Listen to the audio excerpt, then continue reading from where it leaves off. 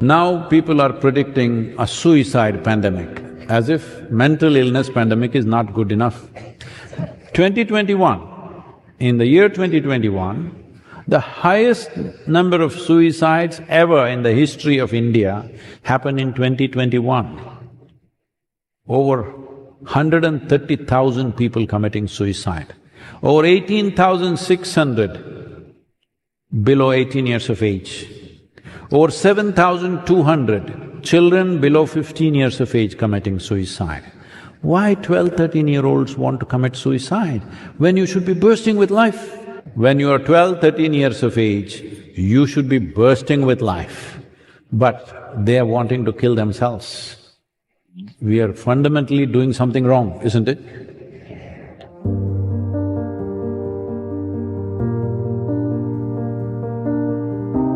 Why we are going this way? Because we are not figuring out the fundamentals of life. We don't know how to keep ourselves well.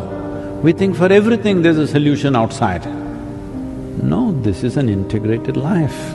This has everything within itself to be healthy, to be well, to be sane, to be joyful, to be blissful. It's got everything. It's come with everything. It's just that we're not accessing it because nowhere is it being taught. We have not addressed the human being, we're addressing everything else.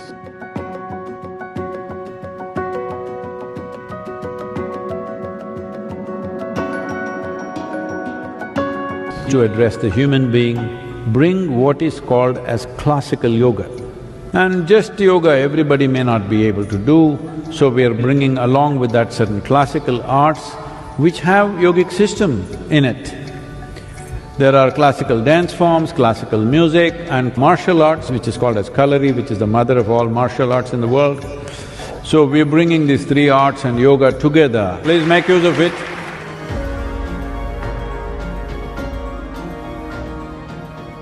Essentially, within the human being, there is a certain allotment of energy for action, certain allotment of energy for intellect, certain allotment of energy for emotion.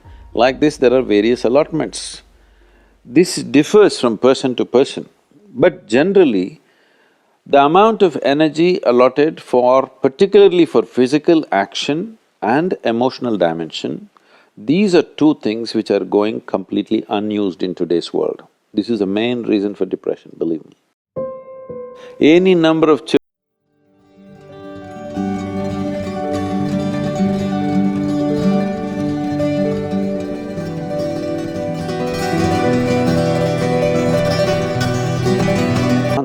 most of the children, 80 to 85% of the children will recover quite wonderfully.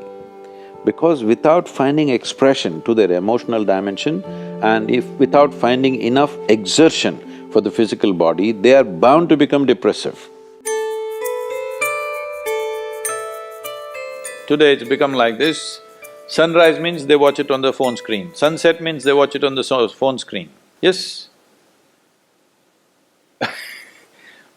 So losing connection with all that supports and manages our life is going to be a serious challenge of the future. But this is one thing that you can do. If you have children, vacation means don't take them to Mumbai, Bangalore, Dubai, some other place. Just take them, walk them in the jungle. Or take them on a small boat out there, or whatever. Some exposure to nature is needed. You will see how excited children will get and how involved they will become. You need to understand this, your physiological and psychological health can be very easily managed if you're in touch with the elements of nature, of water, soil, light and things like that. If the more exposed you are, the more balanced you are both physiologically and psychologically, which must happen to every human being. See, there are 5 sources of receptivity for you from the outside world. There are 5 openings: your vision, your hearing, your smell, your taste and your touch. The simplest aspect of life is this. Essentially, your eyes are designed to take 12 hours of light, 12 hours of darkness. Starlight, moonlight, okay. Now, literally every waking moment of your life, light is penetrating, no room. And sounds, just imagine, suppose you lived in the same place, it is still here like this. If you stay in the ashram, it's still quiet. If you lived here, once in a way some noise happened. Otherwise, generally quiet, little bit of insects making noise, this, that's about it. Now 24 hours something is going on. Automobiles are going on. In United States, everywhere there is some machine buzzing all the time. It's like, if I travel here for 6 weeks, 8 weeks, it becomes like boom, something is going on. In any building you sit, something is going on. When I go back to ashram in India, if I sit there, it's still like that, absolutely still. The impact that it has on your system is tremendous. But this buzzing that's going on, see, it's going on even here. I'm still holding my ground, I don't know, without telling me, they might have already installed. I said, no air conditioners in the ashram, in the cottages. Why I'm saying this is, you come to a yoga center because you want to bring your system to a certain level of stability, balance. Because without balance, doesn't matter what talents you have, what intelligence you have, what capabilities you have, without balance, you're no good. All these things will work against you. Your own intelligence will work against you. So, all the time there is sound and vibrations going on, as if that's not enough. People are wearing headphones and all the time, dang, dang, dang, dang. They call it music, but the musician doesn't even bother to play it, it's just a machine, banging in your ears all the time. Well, maybe that's better than listening to people around you. Maybe you think it's better than the automobile noises that's around you, but non-stop impact of sound, non-stop impact of light, non-stop impact of various other inputs, this affects everybody. These inputs are too many. In your homes, you can do this. Where I live, most of the time I will never turn on the lights unless I want to read something or whatever. You will see, your eyes will adjust and you're able to move about, everything is fine. Or if you need something, a couple of lamps will take care of that little bit of light that you need to move around. All the time bright lights on, it is telling on your system. The input is too much. For your eyes, for your ears, you must bring down the input. See, if you had to see colors, you had to wait for the sunset, sit there and wait. Then one spectacular color arose, but if you're looking at your phone, it went away. But today you turn on the television, every goddamn color in the universe is just going on and on and on endlessly. All this has immense impact. Light, sound, color. If you lower the input into your life and to your child's life, one way or the other, do whatever you have to do, you will see they will grow up in a much more balanced way.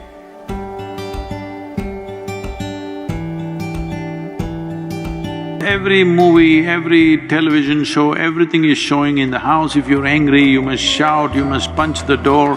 If not somebody, at least you must punch something, you must break something. This is becoming the norm. Everybody thinks that's a way to handle your emotion. Hello? It is… examples are being set, people think that's the way to handle your emotion.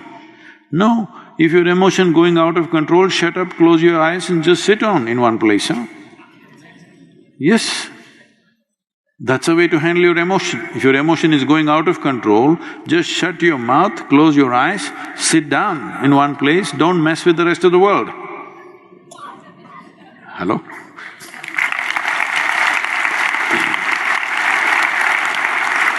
At least this much responsibility you must have. When you are messed up, you don't mess the world. Keep it to yourself, your mess. That much you must have, isn't it? Now everywhere people are demonstrating that if you are emotional, you have to kick something, you have to break something, you have to throw something at somebody or at least at the wall. One simple thing is this, if every human being knows simply how to sit still, just a few minutes a day, no great spiritual sadhana, nothing, simply sitting still. If this can happen, world will change in many ways. In yoga, there is a dimension in the Ashtanga yoga. Well, Ashtanga yoga, as some people think, is not a brand. Ashtanga means eight-limbed yoga. There are 8 limbs to yoga. One of the limbs is pratyahara.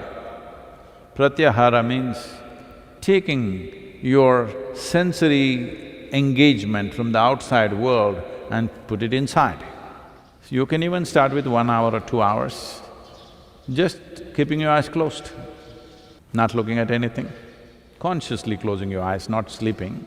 Initially, your mind may go all over the place, it's okay, don't try to control it, let it go wherever it wants. I want you to understand it doesn't go anywhere, it's just replaying old stuff. Oh, my mind will go somewhere. No, your mind doesn't go anywhere. This is the illusion you have to break, that you believe your mind is going somewhere, which means you're misunderstanding psychological process for an existential reality. Psychological process is just made up by you playing your own stupid, badly directed cinema and believing it's true. You try to do this in a day, a certain amount of time, whatever that is. You close your eyes and sit. But something happened, somebody made some noise, somebody did something. Okay, not like that. Especially when you think something important is happening, you must close your eyes. Yes, because engagement with the world has to become conscious, that's all. If engagement with the world is conscious, however much you are engaged with the world, it doesn't leave you, disturbed or freaked out. When your engagement is compulsive and reactionary, then you will see smallest things are throwing people off. Most human beings just earning a living, raising a family, dying one day. For this, how much turmoil people are going through is unbelievable. This is because their engagement with the world is compulsive, not conscious. Wherever you are, whoever you are, it doesn't matter, you don't need any training. Just sit with eyes closed. It's all right, mind is running away, let it run. Don't try to stop it, because there are no brakes on it. All the 3 pedals are throttle, whichever way you touch it, it'll only run faster. So don't do anything, it will run. It will run because it has a certain karmic momentum. If you just leave it for some time without tending to it, it will slow down and it will stop. The important thing is, if you engage with your thought process, that is not internal, that is also engagement with the world. No, I did not look at anybody's face, I was just thinking. This is also engagement with the world because your thought doesn't belong to you.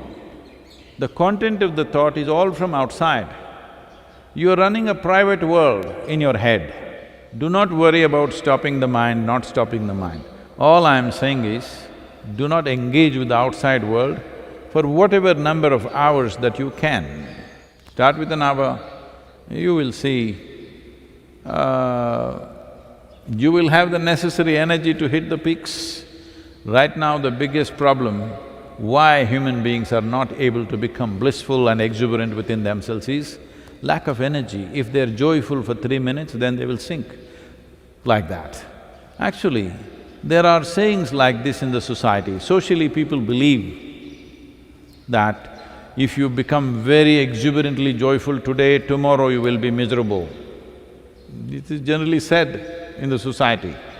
Don't be so happy because tomorrow you will become miserable. Because their batteries are like that today if they're very exuberant, tomorrow it'll become depressed. So, pratyahara is a key element to create that kind of an energy system which can take any experience of life in its stride and doesn't put you down.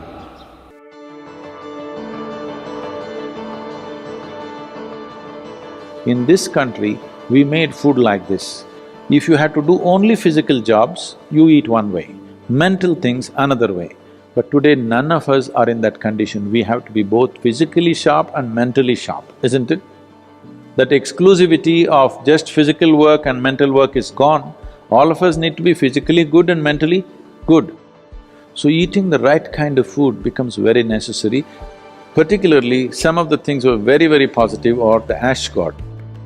If you consume a glass of ash god juice every day, you will see clearly the sharpness of your intellect will enhance itself, you'll be mentally much sharper than the way you are right now. Especially children must drink ash god juice. Daily consumption of ash god, you will see distinctly your mind seems to be clearer and sharper. This will be noticeable within a few weeks of consumption of ash god. If you drink coffee, it gives you energy with agitation. You drink a glass of ash god juice, it gives you enormous amount of energy. At the same time, it keeps you very calm. Daily consumption of honey can do wonderful things to you, especially if you have children at home. Make honey culture part of your thing.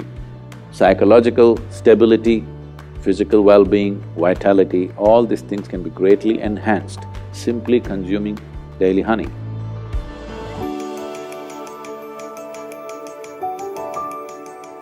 Do you know, whatever cleansing process that happens in the body, whether emptying your bowels or emptying your bladder or exhalation or sweat, these are all different ways the body is trying to clean itself. In all these things, different bodies have different levels of efficiency.